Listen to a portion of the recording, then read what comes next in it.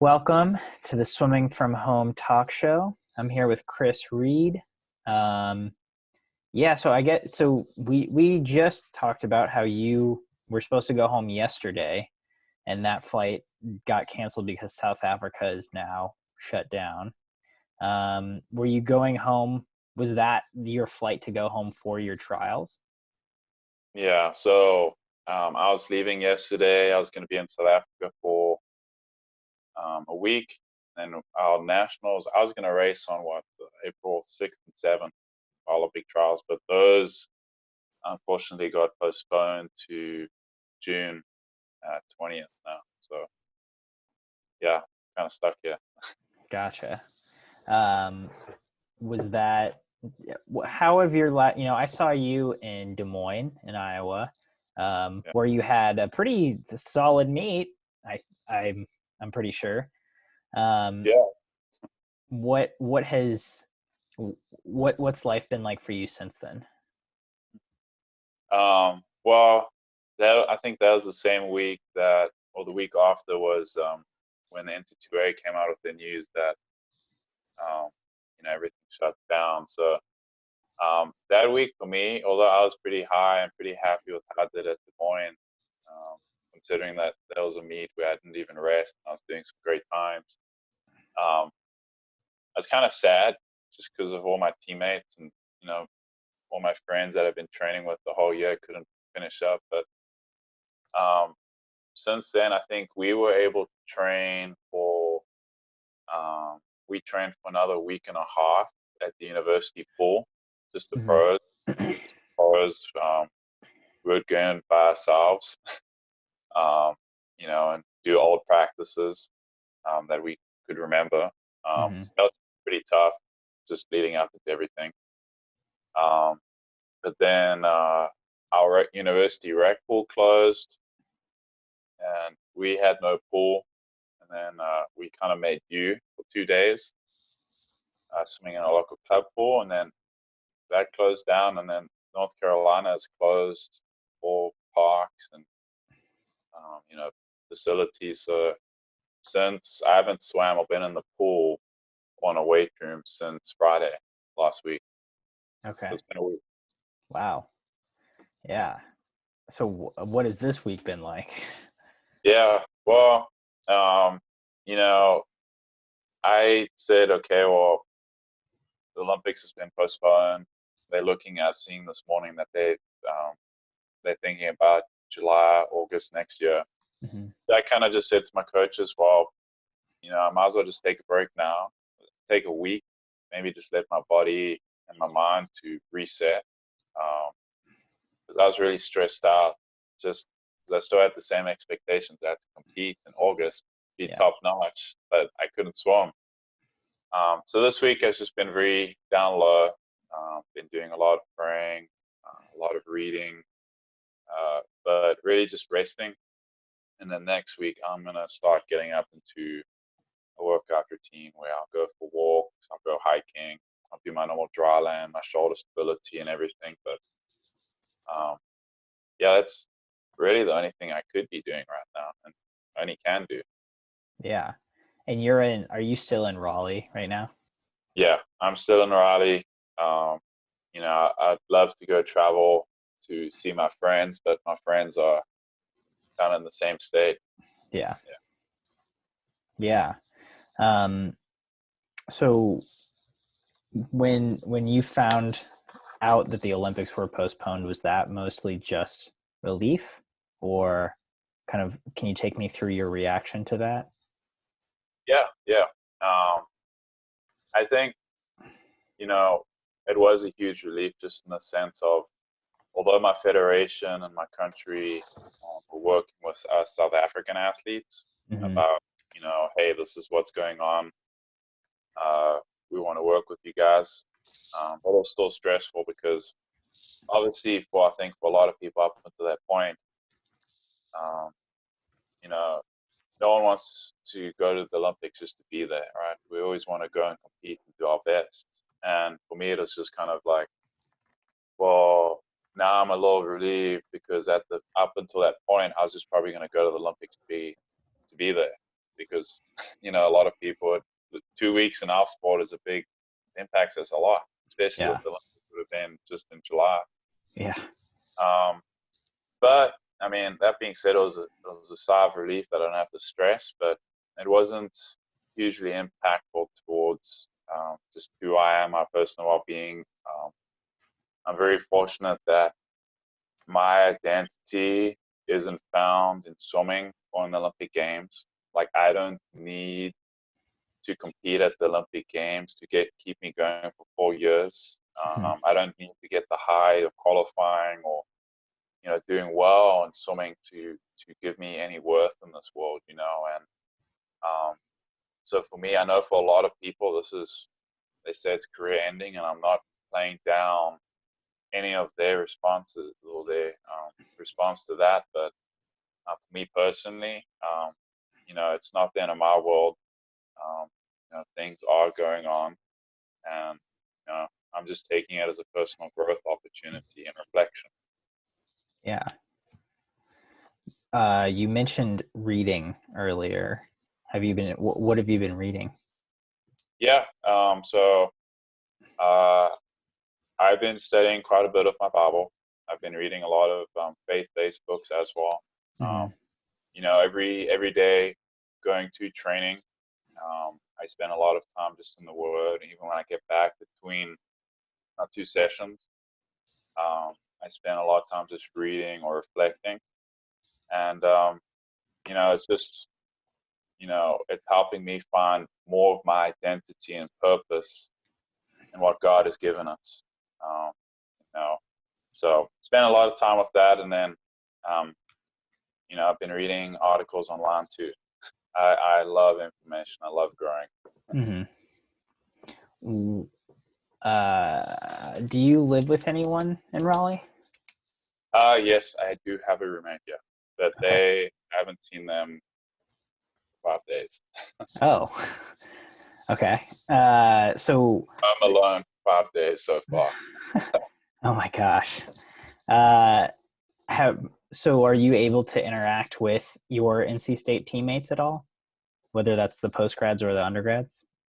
Yeah, I talk to everyone every day on group chats. We call each other every day, but physically no. Um, just virtually every single one of my teammates and postgrads are not even here.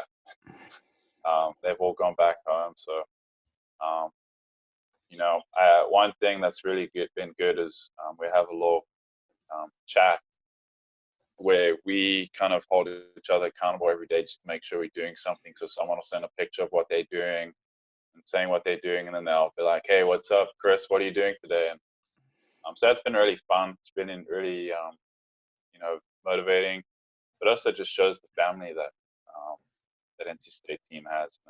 It's we want to be involved in each other's lives, even when we're not physically together. Yeah, certainly.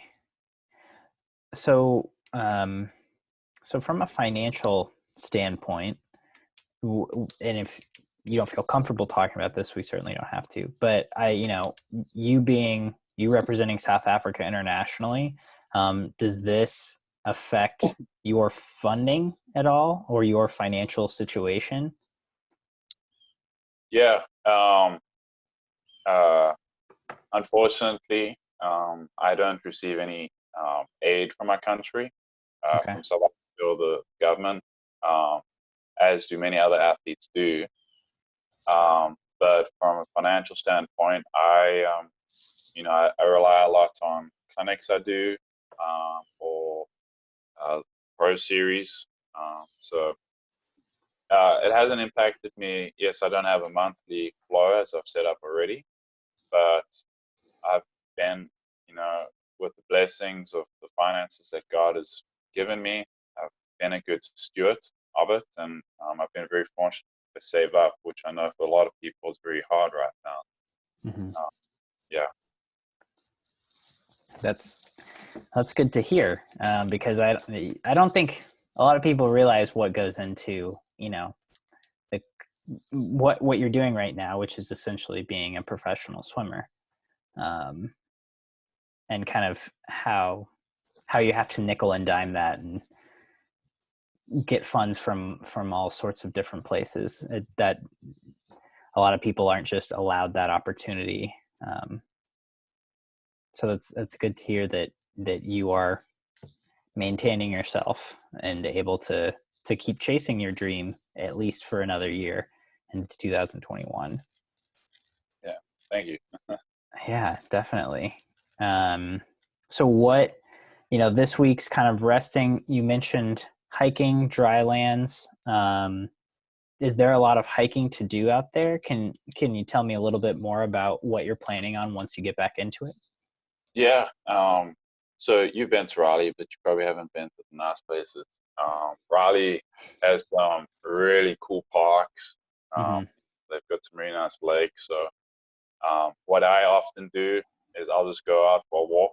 I'll drive these parks. I'll go take my backpack. I'll have my hammock, my books, my journal, and I'll just go walk around for probably about 30, 45 minutes, just walking around, finding a good spot.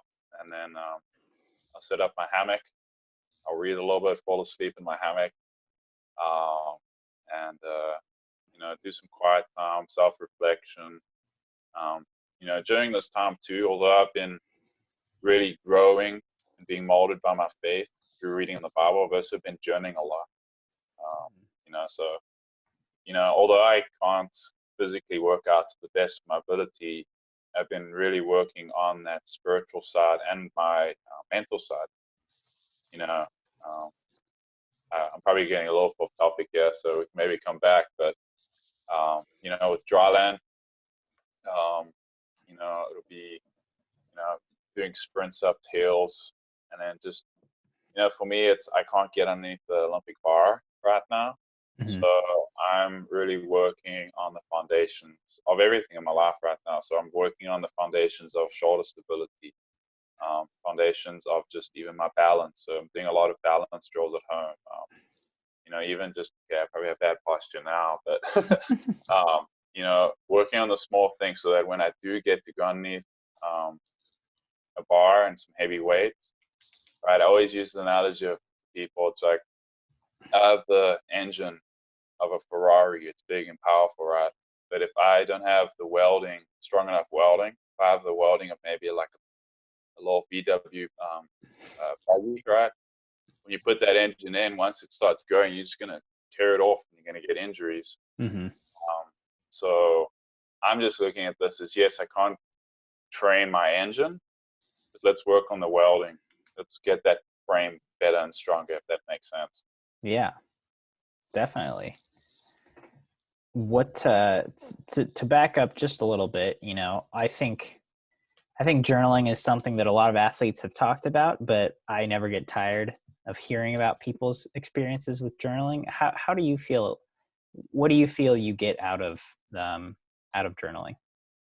Yeah, I think uh, for a tremendous amount of athletes, and this is just people in general, like too, you get so enveloped with your emotions during the day through your experiences, right? You sometimes, and this has happened in my life, is I'm experiencing an emotion, but I can't verbally express. I don't even know what's going on in my life. I might come home and be in a foul mood, and I don't know why, even if I had a great day. And for me, the journaling is really, it's like, I've experienced something, whether it's God's experience during the day teaching me something, or just with encounters with someone, and taking the time to, I put my phone away, put the TV, I go to my room, I go out, as I said, one of my hikes, and I kind of allow all the pressure that's just kind of pushing it in. I remove that pressure and just allow my mind and my heart, my soul to kind of flow out and really put into words what I'm feeling. Even though it's not getting rid of a situation that I may be in currently, um, I think the foundation of is identifying what that problem is the beginning of the battle. Because once you've put it into words, whatever you're struggling with, I mean, even the Bible talks us about confessing your sins or confessing what you're struggling about, you render whatever that is powerless. You give away power as it goes over. But also in the same sense, like some of the guys in the team, I've been sitting down with them and really coaching them mentally. So when I journal too, I journal about what I want to do. So let's say like I had a race at Des Moines, right? A week or two before, I'm sitting down and I'm writing my race strategy, my race plan. And even if I didn't do what I wanted to do in the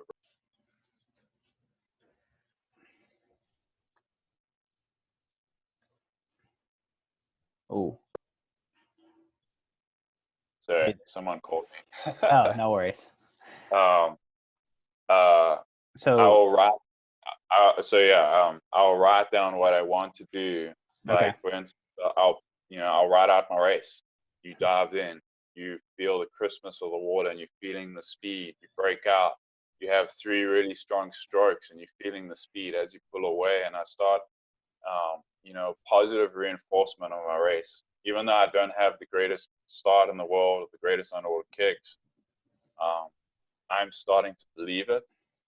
Um, with just my races. I even do this with training. When in training, I'm very big on verbally or what I'm going to do. If you ask Reid and other coaches, they're like, he just will never keep quiet. He keeps talking. He keeps talking about what he's going to do and how he's going to do it, which some people might think might be arrogance.